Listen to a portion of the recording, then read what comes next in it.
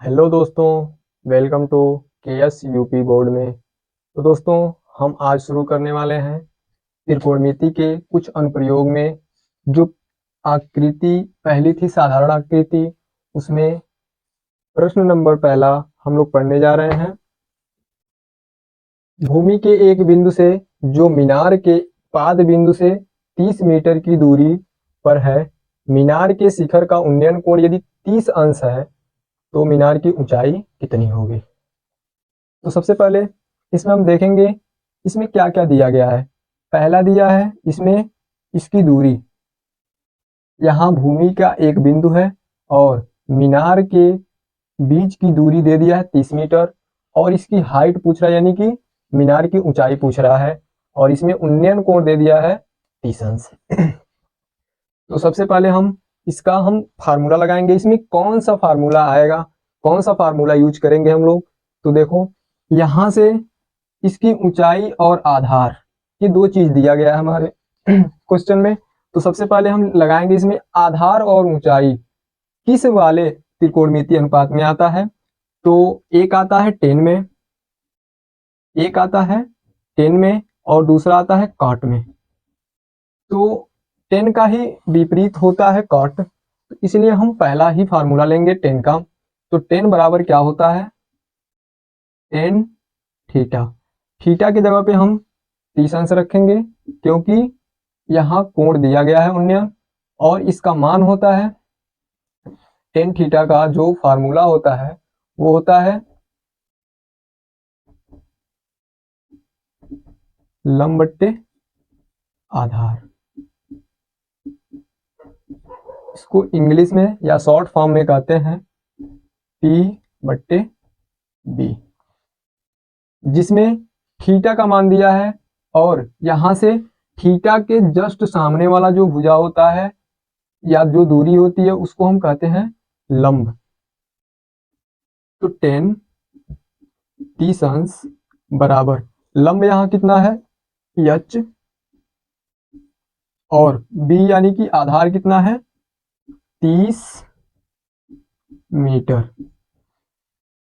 तो अब देखेंगे इसमें 10 30 अंश का मान कितना होता है। तो 1/√3 बराबर h बट्टे क्या हो जाएगा 30 मीटर, 30 मीटर।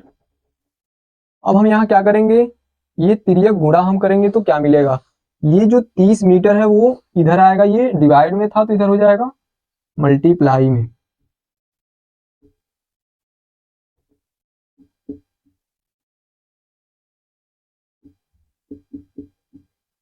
इतना मीटर इसकी ऊंचाई हो जाएगी, इसका मल्टीप्लाई करेंगे तो कितना मिल जाएगा,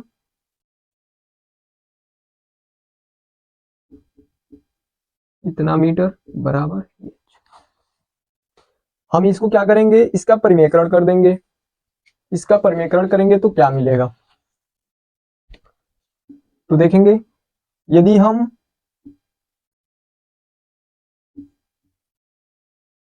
नीचे कोई भी जो परिमेयकरण किया जाता है, रूट में जो संख्याएं होती है उसी संख्या से क्या कर दिया जाता है, अंश और हर में मल्टीप्लाई कर दिया जाता है।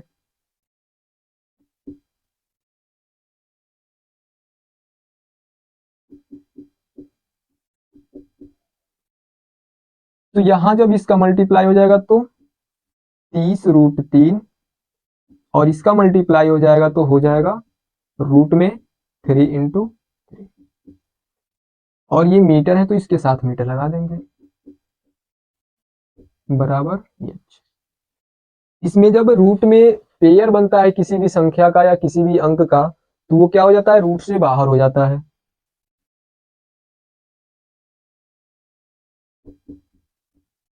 इतना मीटर, 3 से कितने बार में जाएगा 10, 10√3 मीटर। क्या हो जाएगा, मीनार की ऊंचाई कितनी हो जाएगी 10√3 मीटर। ये तो हो गया 10 वाले से। अब इसी तरह हम काट वाले से भी इसका मान निकाल सकते हैं। तो कैसे निकलता है, यहाँ पर हम यहाँ 10 का भी फार्मूला लगाकर निकाल सकते हैं और काट का भी फार्मूला लगाकर निकाल सकते हैं। देखते हैं उसका मान कितना आता है, इधर बगल में लगा देते हैं इसको भी। तो कॉट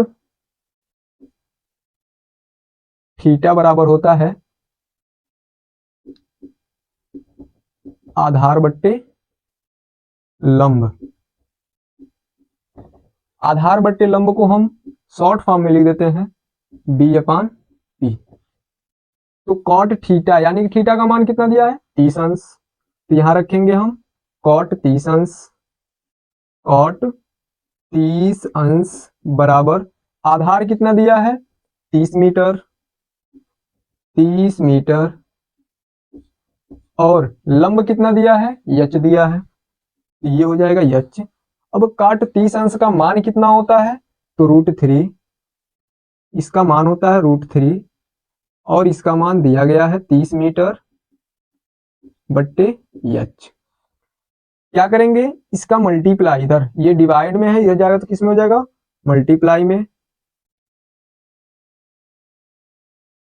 इतना मीटर।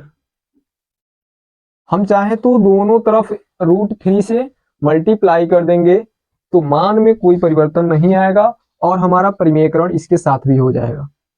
तो दोनों पक्षों में √3 से गुणा करने पर, √3 से गुणा करने पर क्या मिलेगा √3 3 बन जाएगा बराबर इतना मीटर। अब क्या कर देंगे इस 3 को हम इधर भेज देंगे, तो ये था गुणे में और इधर जाएगा तो किस में हो जाएगा भाग में। 3 से काटेंगे कितने बार में कटेगा यहां लिख देते हैं एच बराबर